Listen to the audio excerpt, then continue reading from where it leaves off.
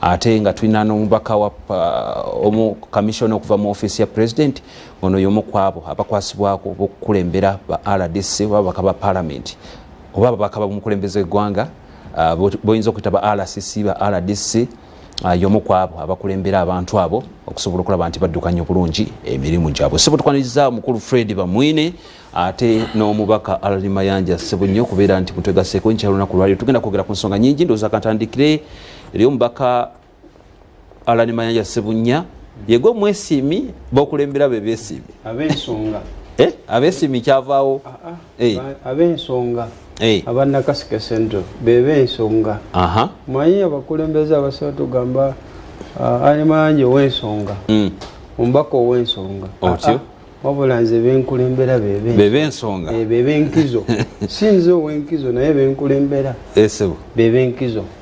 Basebo ne banya batulaba nze Alani Mayanja Ssebunya omubaka w'abantu ab'ensonga abannakasike central abalemezi era nga mu palamenti ya Uganda nze deputy chairperson w'akakiiko ka Kosase wakakuba toki mu nsimbi z'omusolo ng'era obuvunaanyizibwa bwampeebwa His Excellency Robert Kyagulanyi Ssentamu president waffe era bannayuganda mwenna n'okusinga ddala bannakaseke ab'ekikamula eyo yonna Kiwoko Butalangu Wakyato baagaliza okulaba wamu n'okuwuliriza okulungi.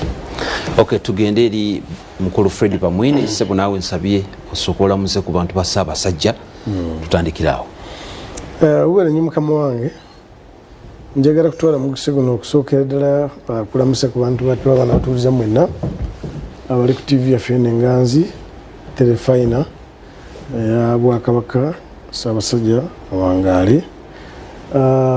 Njagala kwebaza mukulu Ssebunya kabanga kakulembereddemu ku bantu manyi nze naye twaliko mu kitundu kyekimu ky'Nakaseke nga RDC nga naye nga mubaka wa parliament. Naye njagala kukubiriza abantu mwena batulaba akasana katandise naye ffe wano mu Masekati wano tulinamu ku mukisa nti n'ennaku zino bw'otereza ennimiro yo n'olima emmere nyangungu amaka go gakikufuna ekyokulya n'okufisako n'otunda. N'olwekyo wadde tuli mu campaign zino zisigadde ennaku 31 kati awo mu wiikisi 4 tulaba ntole nakati dodo kiyamba amaka go okubeera nga gali bulungi. Campaign zinga operation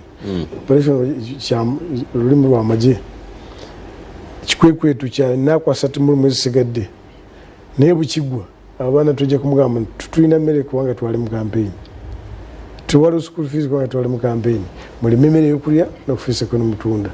Ekisemberayo ddala ffenna nga tuli mu campaign abawagira abeesimbyewo bakubiriza lwana nga bw'osobola obutasowagana ne muno oba ne muliraanwa kubanga campaign buzigwa mujja kusigala ku kyalo ekyo era mwewalire ddala omuntu yenna ayinza kubayingizamu ebigambo ebiyinza kuleetebwa nalukalala mugwe kubanga bufuuka nalukalala ate tokwatibwanga omuddu wa nkoko.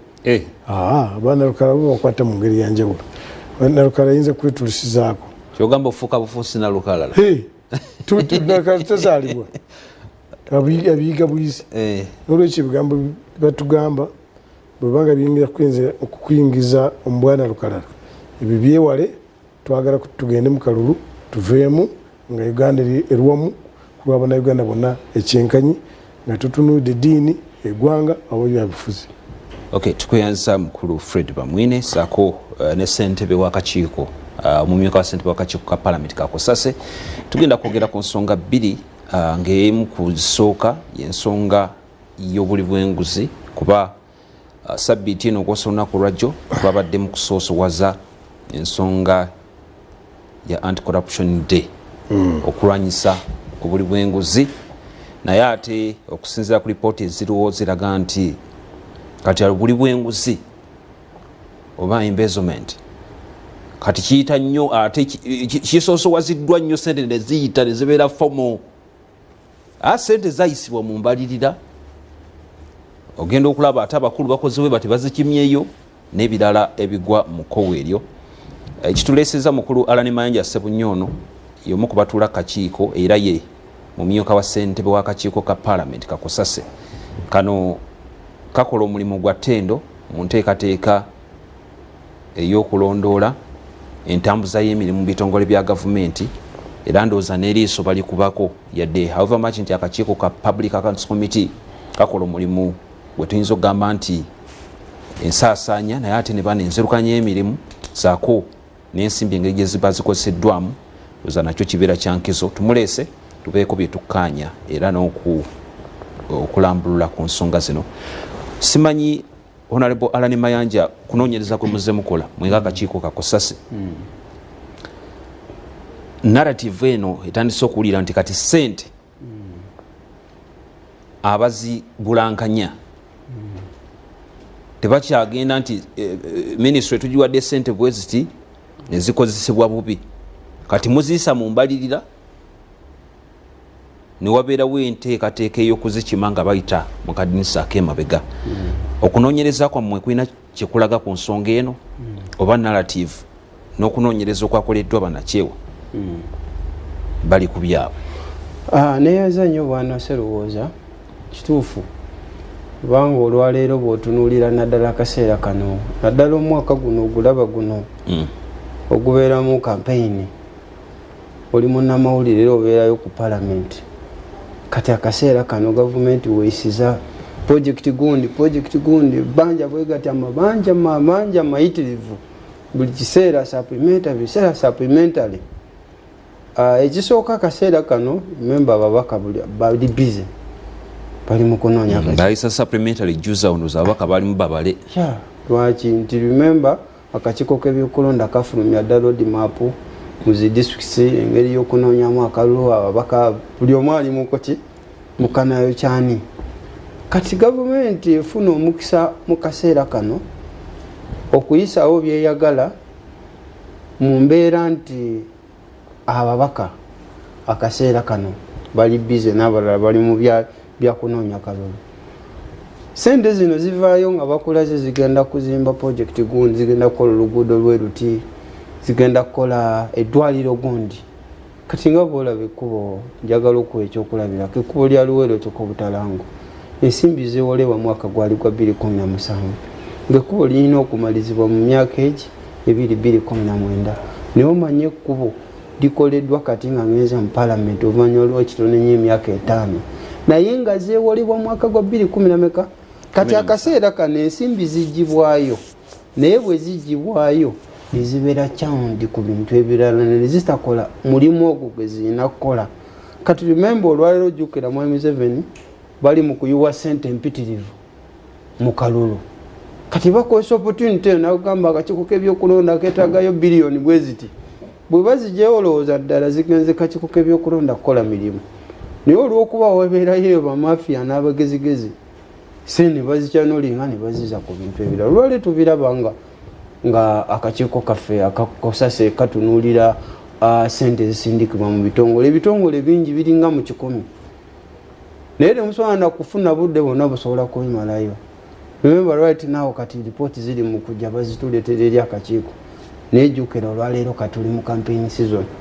So kati akaseera ako sente ezo zivaayo ne zigenda mu bitongole bino sente ezikyusibwa ne zikyanule naye remember omugugu ogwo guteekebwa ku Munnayuganda asembayo y'ensonga lwaki olaba nga debt burden oba ebbanja eryaffe neritubangibwa nga Bannayuganda lirinnya ogenda okulira liri mu biliyoni 2.5 miliyoni 3 nga kiva n'oyo omwana eyakazaalibwa neyakagwa obugu wansi nga naye abangibwa.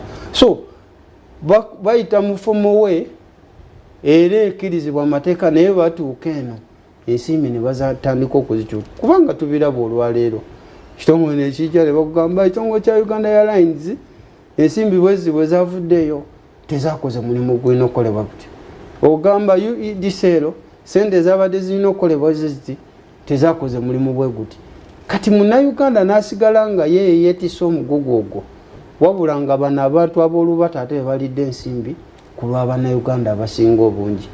Kati ekyo ne kireetera Uganda okubeera mu kizibu eky'amaanyi naye ng'ate abantu ab'olubato zino ensimbi bazitutte bo bakozemu byabwe bazimbemu akeedi bazimbemu masomero baguza amataka ogenda okulira general gundi agoba abantu oli azize n'emmundu oli aze n'abakanyama, oli alina pisto, oli alina emundu wansi mu motoka gyajja nayo, naye ng'ensimbi oli z'akozesa akozesa nsimbi zo gwe omuwi w'omusolo, naye ate ng'omuwi w'omusolo togenda funa ddagala mu malwaliro, abasomesa si basasule, enguudo si nkole.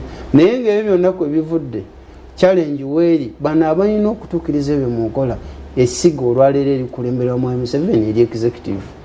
Nze mpaka parliament nkola recommendation n'ensente n'enziisa naye ate sinze nzisaasaanya obutereevu. Kuba mbadde ngenda okubuuliza nti mwenga parliament mwenga obukiiko bwa accountability mwina kye mukoze ebintu ozze bulungi ng'olaba bwana Sserowooza nga tukola report ne recommendation tuzikola ojjukira ku bino ebyaliwo ebyagwa ekiteezi ne tuleeta report ya KCCA ne tugamba abakulembeze ne gundi bano bakwatibwe baminisita ne gundi basibibwe naye tewaliwo kigenda mu maaso nga parliament tuyina kye tukola recommendations mu report. Recommendations zino ezimala okubeera adopted by the whole house zifuuka resolutions. Resolutions zino zirina okuteekebwa mu nkola era ezirina okuteekebwa mu nkola ani aziteekamu ebeera executive. Olwala executive ekulemberwa mu M7 okumala emyaka 4 ajja n'akulimba nti kakati tuli mu kulwanyisa buli bwanguzi naye ng'ate abali b'enguzi olwaleero baatiitiibwa naga oyo muleke kasa yazimbye essomero gundi kasa yakoze bwoti kasa yazimbye akedi. Kati challenge weeri wonna ye executive olwaleero ekulemberwa mu M7 erimu bano babamwine abalema okutuukiriza obuvunaanyizibwa obwo buweebwa mu ssemateeka wabula ne bafuuka bamukubya byayi. Abali b'enguzi ne baniigiina, abali b'enguzi bo ne basajjalaata naye ng'ensimbi ze basajjalaatirako ze z'omuwi w'omusolo nti parliament weeri naye neebeerawo ng'ekifaananyi. Kale nsabye kati osooka kasimbawo tugendeko eri omukulu Fred Bamwine. Mwami Fred Bamwine, gavumenti ogiruddemu era ne sisitimu eziwerako ozimanyi engeri gye zitambulamu. Mu mbeera eno ani anenyezebwa kuki nti ssente tukyagenda mu maaso n'okulaba embezzlement oba okozesa obubi ensimbi y'omusolo okulya obuli bw'enguzi wamu n'ebirala ebigwa mu kkowe eryo nti kati sisitimu yammwe etandise n'okukozesa paalamenti ng'ekyokukozesa ssente ne ziyita mu budget naye nga mu butuufu waliwo embeera ey'okuzikimayo. Tukulaze nti projekiti ya Sserowooza oba projekiti ye